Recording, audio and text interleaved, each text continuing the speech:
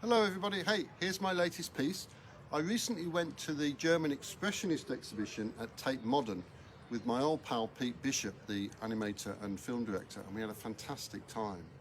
I've had this book since childhood, and I've always loved this painting on the cover by Franz Marc. And the paintings by Marc I've seen in the past have always been very small, but this was big. And it was so exciting to see it. I thought I'll have a go at it in glass, but I didn't quite realise how difficult it would be.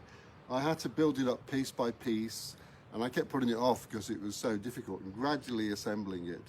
And I was trying to get a painterly look to the glass by using lots of frit and so on, as you can see. Anyway, the exhibition runs until October 2024. If you'd like to go and see it, I very much recommend it. It's a wonderful exhibition. Completely tells the story of German Expressionism.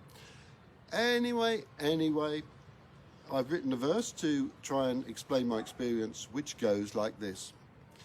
In 1912, this painting by Franz Marc predated Cubism, Picasso and Braque.